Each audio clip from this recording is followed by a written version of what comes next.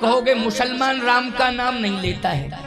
अगर मुसलमान व्यापार करता है और उसकी दुकान पर किसी हिंदू की उधारी है, और यदि हिंदू की उधारी में राम कुमार नाम के व्यक्ति की उधारी है और वो 6 महीने से दुकान पर नहीं आ रहा है, फोन नंबर से वो संपर्क करेगा मुल्ला, कहेगा क्यों भैया राम कुमार क्या बात है, 6 महीने से हमारे दुकान की उधारी पड़ी है, अभी तक तुमने नहीं दी। राम कुमार हम तुम्हें ऐसा नहीं जानते थे, नहीं तो हम सामान नहीं देते। बोलो भाई, कितने बार उसने राम कुमार कहा? बोलो कहा कि नहीं कहा? जल्दी बताओ। गलत कह रहा हूं? वो राम का नाम नहीं लेना चाहता है, लेकिन किसी हिंदू भाई से अगर उसका संपर्क है और दूरभाष से बात कर रहा है, हिंदू के नाम के साथ राम जुड़ा है, तो बोलो 10 बार राम राम कहना पड़ेगा कि नहीं कहना पड़ेगा? कहां बच के जाओगे, कहां बच के जाओगे प्यारे। इसलिए याद रखना, हमारे राम का नाम सर्वव्यापी है और सबका कल्याण करने वाला है। बोलो है कि नहीं? सभी के साथ जुड़ा हुआ है। हमारे राम के नाम से कोई वंचित नहीं रह सकता है। इसलिए जीवन में हमें राम से तो जुड़ना ही जुड़ना है। तो राम कथा घर घर में पहुंच जाए, घर घर में राम कथा पहुंच जाए, इसके लिए मेरा प्रयास है।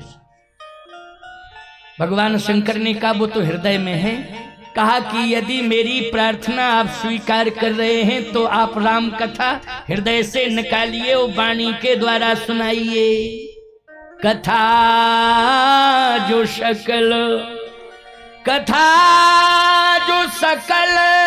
लोक हितकारी, और सोई पूछन चाह सैल कुमारी।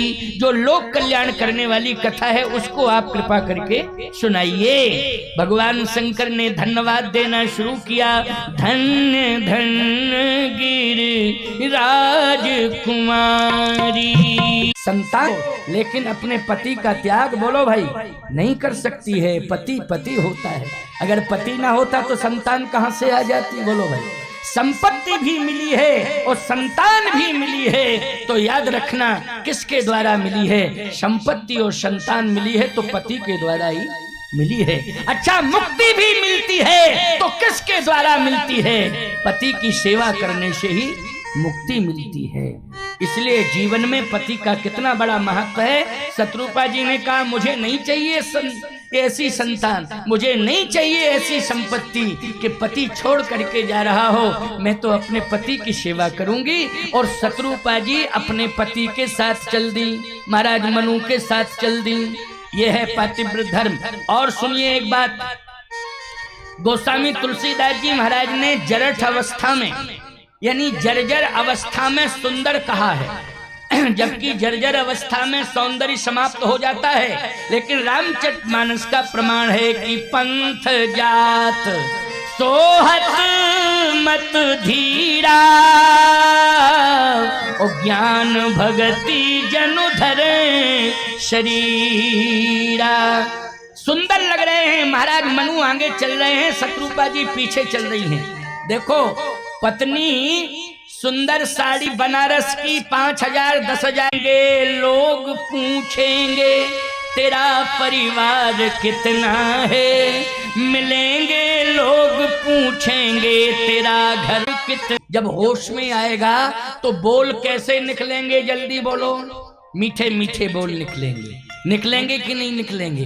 अच्छे बचपन से ही, जन्म से, शिशुपन से राम का नाम जुहुआ पर लिखा जाएगा तो तुम्हारी संतान में राम के संस्कार आ जाएंगे, निश्चित रूप से आएंगे। लेकिन आज ये संस्कार राम के नहीं आ पा रहे। क्यों? राम नाम सिखाया ही नहीं गया है। सिखाया क्या गया? शिशुपन में सिखलाया कि धरा धाम सत्य है, यौवन में सिखलाया कि अर्थ काम सत्य है। ओ पिंजड़े का पंछी जब पिंजड़े को छोड़ चला, तब सिखलाया कि राम नाम सत्य है। इसलिए हम लोगों के जीवन में राम नाम की सत्यता जन्म से ही जुड़ी होनी चाहिए। इसलिए जिह्वा पर राम का नाम अवश्य ही लिखना चाहिए। संस्कार राम से जुड़ जाएंगे तो कभी भी हमारी संतान में कोई भी कमी नहीं होगी, कोई दोष नहीं होगा, किसी भी प्रकार का कहीं कोई कुसंस्कार नहीं आएगा, सुसंस्कारित हमारी संतान होगी। तो आज महाराज मनु की संतान त्याग से युक्त है, लेकिन महाराज मनु ने जैसे ही जबरदस्ती राज दिया तो शत्रुपा जी जल्दी पहुंचे कहाँ? बोले पंथ जात सोहत मत धीरा, ओ ज्ञान भगत जन धरे शरीरा, पहुंचे जाए धेनु मत तीरा, ओ हरस नहाने निर्मल नीरा। गोमती गंगा में स्नान किया महाराज मनु ने, और शत्रुपा जी ने। इधर सत्यकेत ने सोचा कि हम भी जंगल में जावें तपस्या करने, तो अपने बेटे को राज्य दें और पत्नी हमारे साथ चलेगी तो मनु कैसी प्रशंसा मेरी भी होगी। लोग कहेंगे कि वाह धन्य है महाराज मनु, शत्रुपा धन्य है। देखो ब्रह्मा विष्णु महेश तीनों चक्कर काट रहे हैं, तीनों आ रहे हैं, कई बार आ रहे हैं महाराज मनु के सामने। सत्यकेत ने सोचा मेरे सामने भी आएंगे ब्रह्मा विष्णु महेश, तो सत्यकेत भी जाके रोने लगा। तो पत्नी ने कहा डांटते हुए कि बूढ़े हो गए हो, रो क्यों रहे हो? चुप, बुढ़ापे में रोते हो, शर्म नहीं आती है? इसलिए रो रहा हूं कि मैं जंगल में जाना चाहता हूं। तो चले जाओ ना जंगल में, कौन रोक रहा है? कौन रोक रहा है? कहा बेटे को बुलाओ। बेटे को बुलाया, कहा राज्य तो ले ले। बेटे ने कहा हम तो तैयार बैठे हैं, लाओ दो। अच्छा राज दिया, जेठे सुतय राज ने दीना, तो सोचा पत्नी साथ में जाएगी, लेकिन सत्यकेत की पत्नी सत्यकेत के साथ नहीं गई। हरिहित आप गवन वन कीना, अकेला गया, अकेला। बोलो गया अकेला कि नहीं गया? इससे सिद्ध क्या हुआ? इससे सिद्ध ये हो रहा है कि महाराज मनु की पत्नी पति के अनुकूल है, सत्यकेत की पत्नी पति के प्रतिकूल है। वो सत्ता से प्रभावित है, लेकिन महाराज मनु की पत्नी शत्रुपा सिद्धांत से प्रभावित हैं। और सत्ता से प्रभावित होने वाली पत्नी, ईमानदारी से बताओ प्रताप भान जैसा पुत्र भटक गया कि नहीं भटक गया? बोलो भाई। अंत में भटक गया और ऐसा भटका कि राक्षस बन गया। बन गया राक्षस की नहीं, रावण बन करके अवतरित हुआ है। और भगवान श्री राम क्या कहना, उत्तानपाद जी महाराज को ऐसा सौभाग्य मिला कि ध्रुव जी जैसा पुत्र मिला। बोलो मिला कि नहीं मिला? और ध्रुव जी जैसा पुत्र, ऐसा पुत्र जिसने 5 वर्ष की अवस्था में ही भगवान विष्णु का साक्षात दर्शन प्राप्त कर लिया। बोलो भाई, कहीं ना कहीं ये भजन के प्रभाव से दर्शन मिला भगवान का कि नहीं मिला? बाबा को भी भगवान का दर्शन मिल रहा है और पोते को भी भगवान का दर्शन मिल रहा है। बोलो मनु जी को नैमिषारण्य में भगवान विष्णु का दर्शन हुआ है और जंगल में महाराज ध्रुव को भगवान का दर्शन मिला। बोलो दोनों को मिला कि नहीं मिला? भगवान के दर्शन की फलश्रुति हुई है, फलश्रुति प्राप्त हुई भगवान के दर्शन की। लेकिन सत्यकेतु का बेटा क्या बना? सत्यकेत का बेटा बन गया राक्षस रावण।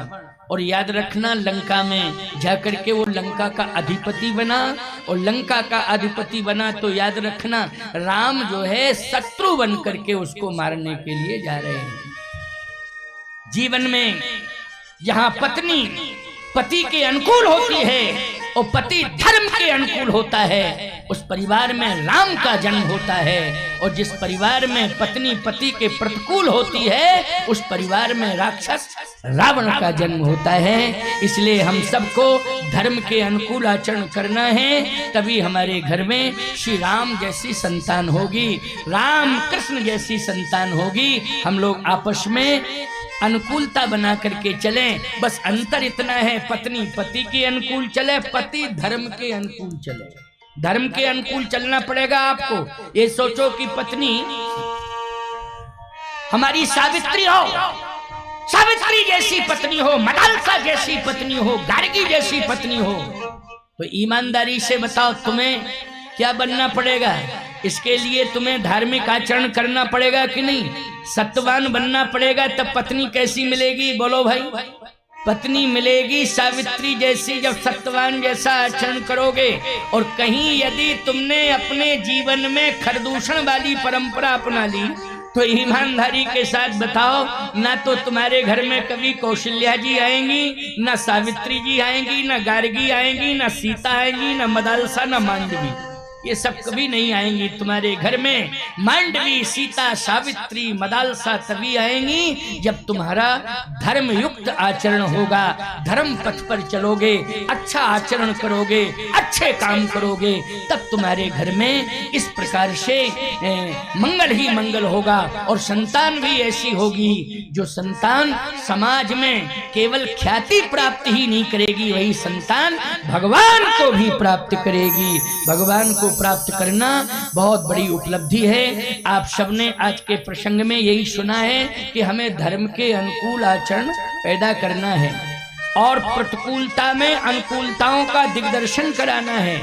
प्रतिकूलताओं में अनुकूलताएं लोग कम बिठा पाते हैं, ज्यादातर अनुकूलता में प्रतिकूलता पैदा कर देते हैं। इसलिए रामचरितमानस का ये प्रसंग आपको शिक्षा दे रहा है कि आपको धर्मानुकूल आचरण करना है और रामचरितमानस को घर घर में रखना है, घर घर में रामायण को पढ़ना है। मैंने कल भी कहा था, तुलसी और तुलसी कृत रामायण ये प्रत्येक घर में होना चाहिए। तुलसी और तुलसी कृत रामायण प्रत्येक घर में होना चाहिए। और मैंने तो रामचरितमानस को राष्ट्रीय ग्रंथ घोषित कराने का संकल्प लिया है, इसलिए करोड़ों भक्तों के हस्ताक्षर हो रहे हैं और कामदगिरि पीठ से राष्ट्रीय ग्रंथ घोषित हो रामचरितमानस, इसके लिए अभियान प्रारंभ हो गया है। और हजारों नहीं, लाखों नहीं, करोड़ों भक्तों के हस्ताक्षर हो रहे हैं और वो केंद्र सरकार को सौंपे जाएंगे। एक दिन मैं हृदय से कह रहा हूं इस बात को, रामचरितमानस राष्ट्रीय ग्रंथ घोषित हो जाएगा, फिर रामायण का कोई अपमान नहीं कर पाएगा। ये हमारे हिंदुओं की, सनातन की बहुत बड़ी धरोहर है। और मैं कहता हूं अगर कोई भी पढ़े तो इंसान में इंसानियत लाने में रामचरितमानस ग्रंथ सबसे बड़ा सहयोगी के रूप में सिद्ध होता है। कोई भी पढ़े, मैं कहता हूं कुछ मुसलमानों ने रामायण पढ़ी तो रामायण के कथावाचक हो गए। क्यों भाई, हो गए कि नहीं हो गए? उन्होंने रामायण की कथाएं सुनाना शुरू कर दी थी, ये रामायण का प्रभाव था। इसलिए मैं कहना चाहता हूं कि हिंदू हो, चाहे मुसलमान हो, चाहे सिख हो, चाहे ईसाई हो, चाहे बौद्ध हो, चाहे जैन हो, कोई भी हो, रामचरितमानस को जो पढ़ेगा वो इंसान ही नहीं, वो एक दिन भगवान बन जाएगा, उसकी समाज में भगवान की तरह पूजा होगी। इसलिए हमें रामायण को पढ़ना चाहिए। रामायण को पढ़ने से हमारे जीवन का आचरण पवित्र होता है, चरित्र का निर्माण होता है। शेष चर्चा